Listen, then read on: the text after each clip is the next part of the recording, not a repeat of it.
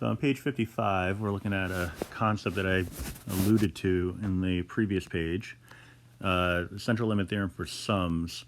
It's an oversimplification of a concept, but I'll just read it. Central limit theorem for sums says that if you keep drawing larger and larger samples and take their sums, it's a typo for somebody, the sums form their own normal distribution, the sampling distribution, which approaches a normal distribution and as the sample size increases. All right, so that's telling us as we increase the sample size, we get closer and closer to the normal distribution. Normal distribution has a mean equal to the original mean multiplied by the sample size. All right, so I'm going to make a little note here.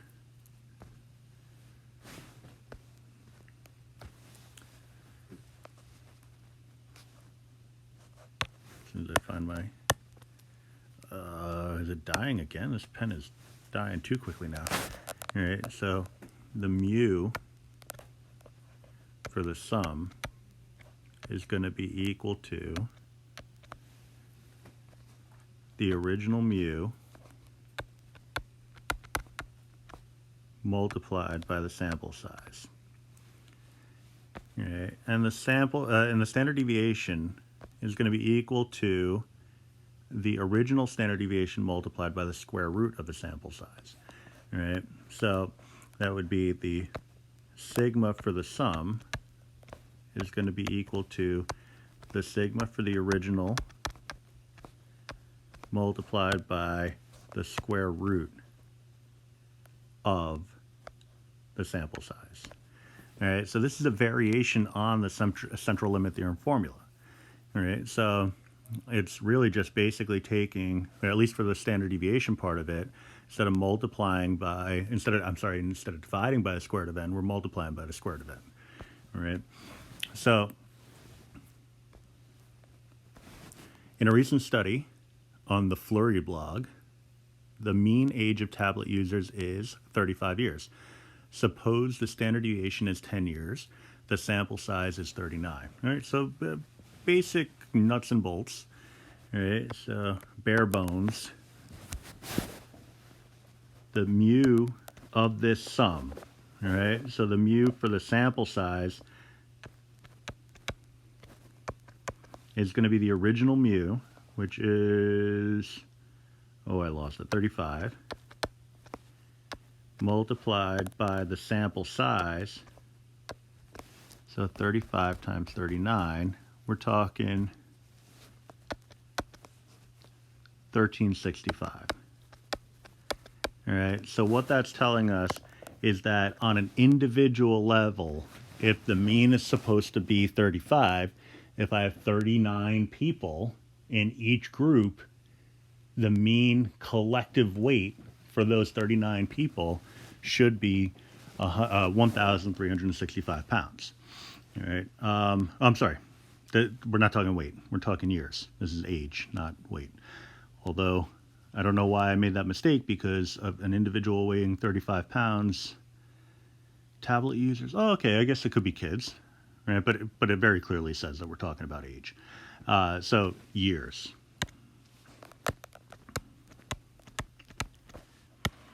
All right. What is the standard deviation? Well, the standard deviation for the sum is going to be the original standard deviation, which was given to be 10 years. Right? These numbers are oddly clean, which means, or leads us to think that it's probably fictitious, multiplied by the square root of 39. All right, so 35, not 35, I'm looking at the wrong thing, 10 multiplied by the square root of 39. We're looking at a spread of about 62.45 if we go to 3 significant, 450. Okay, so then it's asking what is the distribution, all right? So as the sample size, just going back to the definition, as the sample size increases, we're looking at something that's approaching a normal distribution. The cutoff is typically 30. All right, so this is going to be something, this is going to be approaching, I'll say approaches a normal distribution. All right, the idea being, and this goes way back, that is anything really going to be precisely a normal distribution? No, because those values would have to be, one, spot on to those percentages that you would get from a normal CDF, but also those percentages themselves are based off of approximations. So the likelihood of something being exactly a normal distribution, well, we'd have to somehow be able to get out to infinity in order for that to happen, and that's not possible, right? Or at least not practical. Find the probability that the sum of ages is between 1400 and 1500 years. Well, now this is really just an application of what we've been doing. All right, so get my diagram out. Get my diagram right here.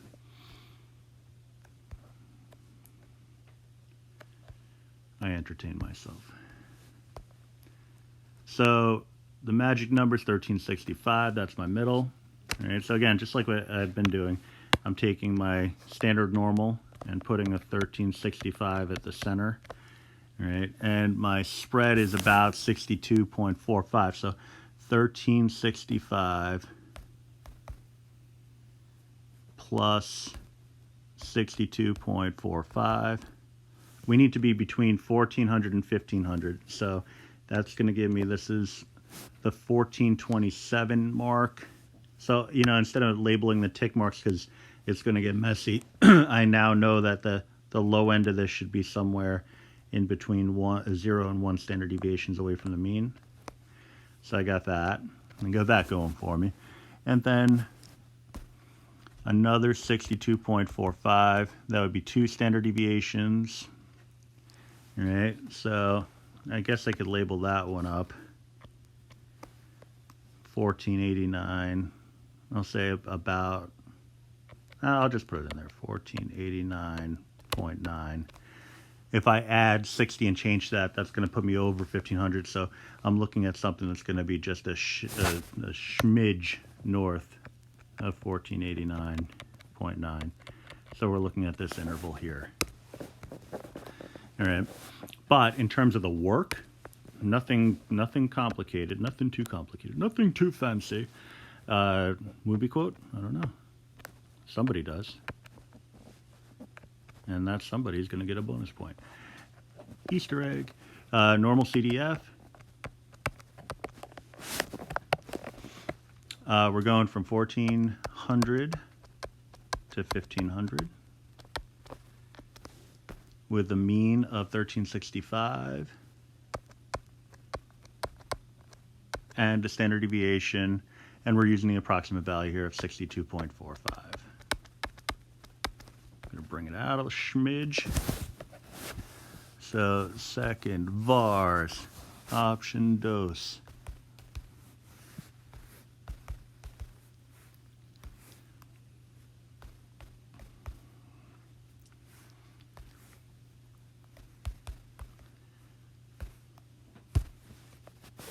So about 0.272.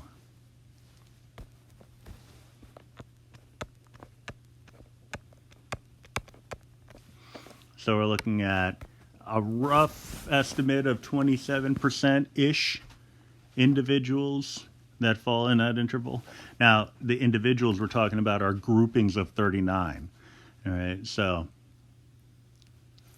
groupings of 39 have a 39 people have a probability that the sum of their ages will fall between 1400 and 1500 years. All right, so it's kind of a nice way of calling, I guess, an individual too old, too young, or too perfectly aged, I don't know, without actually calling out an individual. And it's kind of like when a teacher is reading an entire class the riot act. You guys performed so badly on that last test. You really got to get it together. If you don't do that, there's going to be hell to pay. And then you think to yourself, well, what did I do? I got a 100. And then the teacher says, well, the class average was So they're talking about ordinary central limit theorem when they talk about that. Now, if the teacher were, for whatever reason, to turn around and say, the total number of points on that last test earned by students in this class was, let's say you got 30 people. You'd say the total number of points was, I'll say, 2,000, an even 2,000. First of all, they're making it up because it's too clean of a number. But only 2,000 points were earned.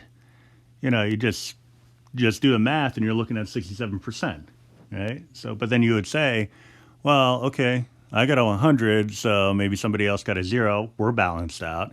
And then, when everything kind of came out in a wash, it balanced out to a 67 average. But that teacher is talking about central limit theorem as it applies to sums, but only for one sample, right? Now, if that person can take that information and project it out to the entire population and now go and say, well, changes need to be made.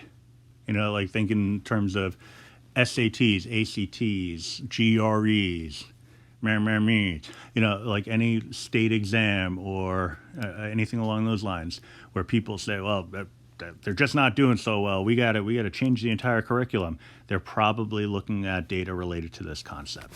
Either that or they're making it up on the fly, which is entirely possible also. Part C, find the 90th percentile for the sum of the 39 ages. So that's, in terms of the setup, a little bit easier. I'm just going to kind of tuck that in over here. I'm going to go blue for those keeping score at home. Now again, 90th percentile, I don't know. I don't know where that's going. I do know that it's going to cover a good chunk of the graph. So I'm going to shade in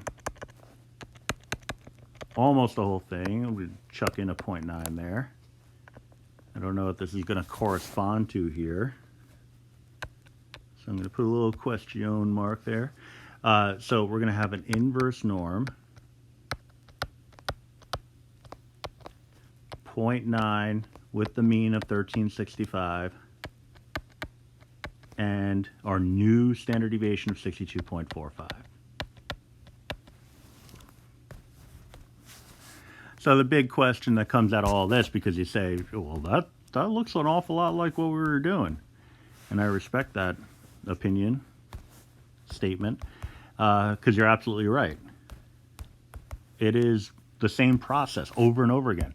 It's just knowing when to use one approach as opposed to another. So the key word here is sum.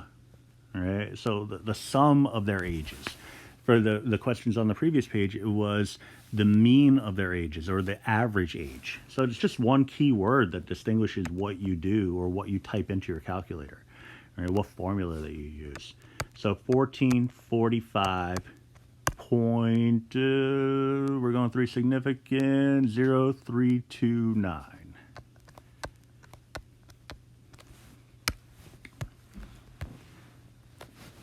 It was a good looking solution. I mean, in terms of the quality of penmanship and organization, I'd say that this whole semester, this is probably my best work. I'm just taking a moment to enjoy it, appreciate it. Because now it's going to go completely downhill from here. Using the central limit theorem, section 7.4 in the OpenStax textbook. If you need extra practice, that's where you're going. Just a reminder, those little squiggly brackets that have numerical values in them, 7.2, 7.4, that's where you go in the OpenStax textbook if you want extra practice. And then when you go there, you see that sometimes I get lazy and I take some of their examples, put it in my notes, and make videos out of them. All right, so hopefully that's a good thing, but you never know. Suppose in a local kindergarten through 12th grade, K through 12, just in case you didn't know, school district, 53% of the population favor a charter school for K through 5. A simple random sample of 300 is surveyed. All right, so find the probability that at least 150 favor a charter school. All right, so we're talking about a population I'm sorry, well, an unknown population. A simple random sample of 300, we're going to assume that's 300 individuals, 300 people, 300 humans. So that's the assumption that we have to make. But it's a reasonable assumption. I'm going to get a little graph going on here.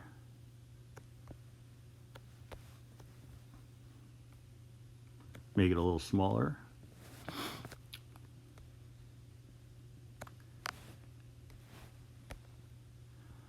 So the big question here is, if we're talking about probabilities, how does this tie into what we've been doing? You know, like well, if you think about it, everything is a probability. At least 150 favor a charter school. Well, the issue here is I don't see a mean and I don't see a standard deviation. All right. So that's a big issue here. However, if we look at this 300 as a number of trials, this 53% would be a fixed probability. Oop, that is not a 5. Independent events. Now, that's always the assumption that we have to make that's a little on the iffy side, because you got to figure that humans, that's the big issue. Yeah, they ruin everything, humans. If only that were not the case. Humans often share opinions with one another. Humans often influence one another. So we do have to assume independence, although common sense tells us that if one person has a viewpoint, the odds are other people are going to have that same viewpoint, especially the people that that individual associates with. But then sometimes you have the contrarian effect, which is the individual who just disagrees with people just because they don't want to agree with them. So anyway, we have the assumption of independent events, and two outcomes that tell us, in this case, that you're either going to, and they don't seem to be giving us a choice, you are either going to be in favor or not in favor. All right, so with all that in mind, we're talking about a binomial situation.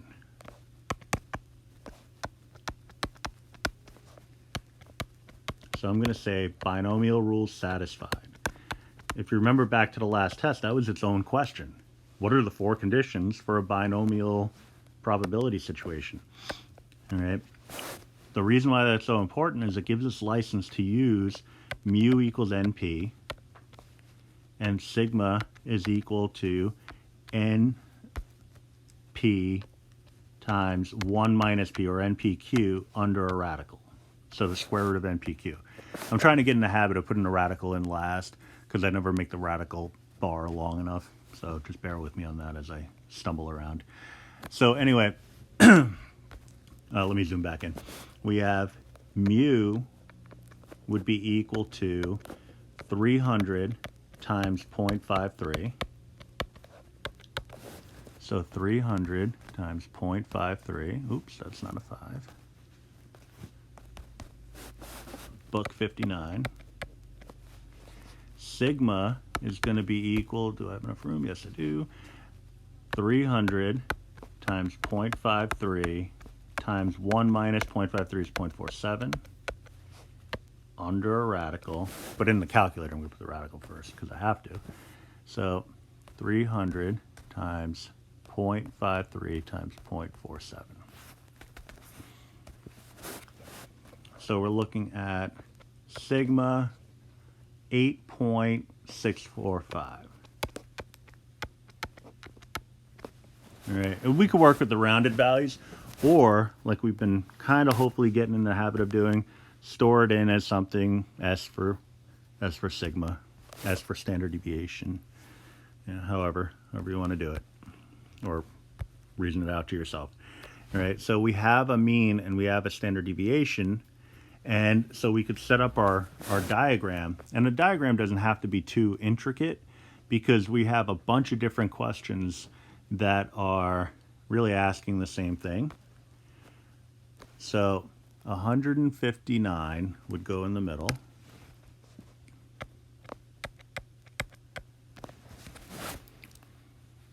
So I'm going to add 159. Let me take a look at the question here. Anything significantly less than 159? Yeah, we got a 147, so I'm going to need to go in both directions. So 159. I'm going to go 3 standard deviations. Oh, I'm just making stuff up now. 159 plus S. That's going to be the better way. I'm going to try to write it a little smaller here. A little smaller. Only going to go to 1 decimal place just for brevity. 159 plus 2 S. 176.3. Make this a little longer.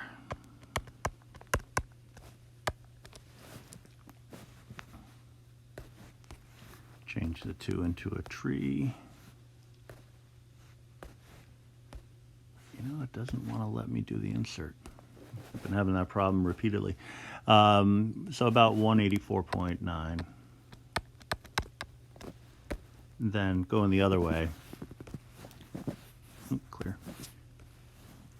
Clear.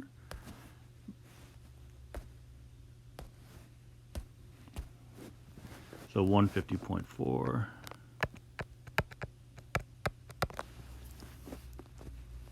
Oh, I hate when it jumps on me like that.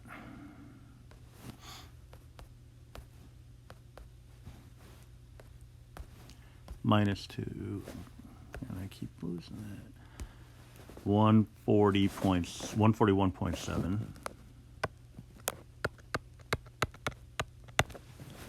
And second, delete. Yeah, I guess I'm just not doing it with enough authority. That's a reference right there. Give me the character who uses the term authority, and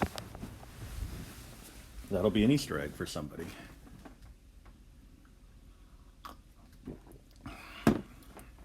Sip of coffee.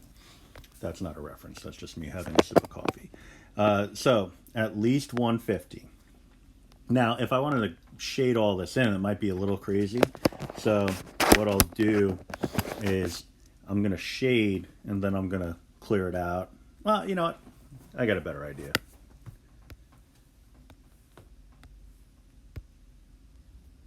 Handwriting and images. All right. Snip this. Copy.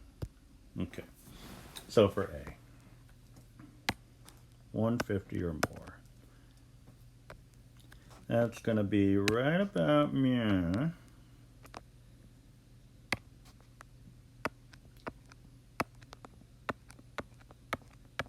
So all this stuff here. So now, at most 100, or I'm sorry, at least 150 favor a charter school. That we're talking about individuals here, right? So normal CDF,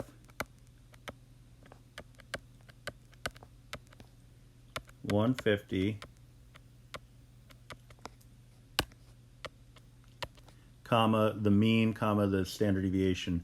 So 159 is the mean. Standard deviation, I already forgot. What was it? Something. 8.645.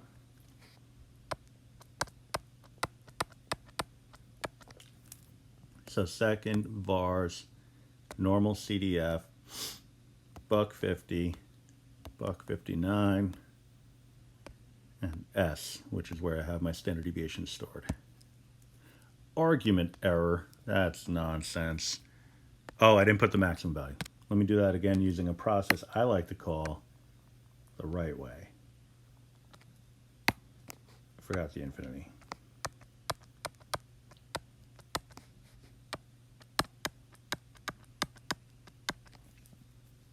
So second, vars, 150. Put in 1,000. You know, if you go large enough, you don't even have to put the larger number than 1,000 in. You can kind of rely on it being sufficiently large. So about 0.851. How do you know that it's large enough? Just experience. You know, you do this long enough, you realize this is really significantly larger than 150 based off of the size of the standard deviation. Since the standard deviation is less than 100, this would be more than 3 standard deviations away from the mean. So it would be reasonable to assume that it is sufficiently large. But just in case, do it again. See, it's not the same value. All right, so that's the first one. Interesting. It's something that'll always plague me for as long as I'm a teacher, I think. And that is the typo. And so, but you know, as long as that's the case, people keep getting bonus points, so I guess it's not a big deal. At most 160 favor a charter school. C and D are typos, so I gotta fix those in a minute. I just noticed those.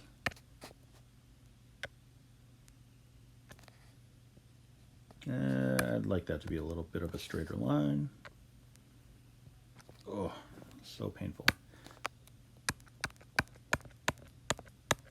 At most 160 is the other end.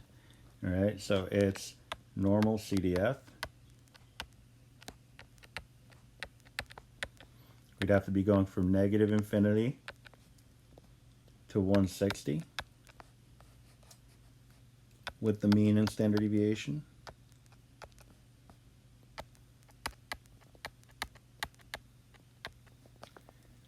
All right, so we're going to get another approximate value, but it's going to be somewhat different.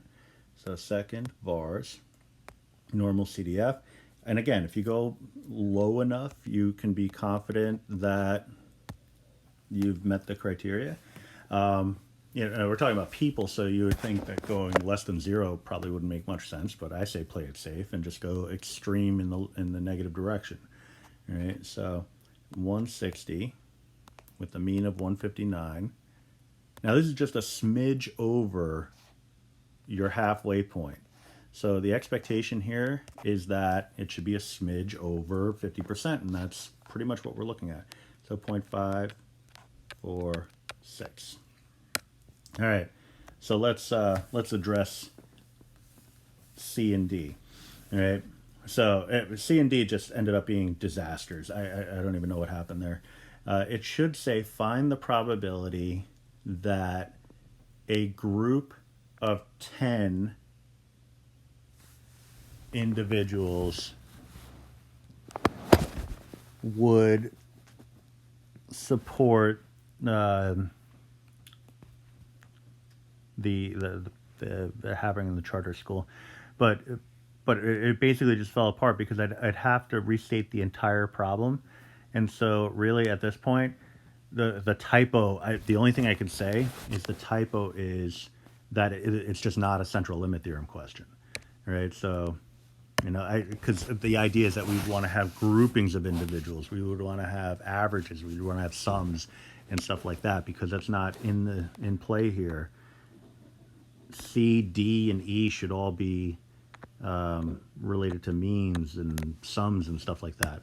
So at this point, what I'm going to do is I'm just going to say that the title of this should be using the normal distribution, and that I would need to create a new question. All right, so what I'll do at this point is just toss numbers or parts C, D, and E, and ask you to just be on the lookout for another video that contains a new problem that involves, you know, I guess, I don't know if it's going to deal with charter schools, but it'll involve central limit theorem. So that's where we're going to leave it.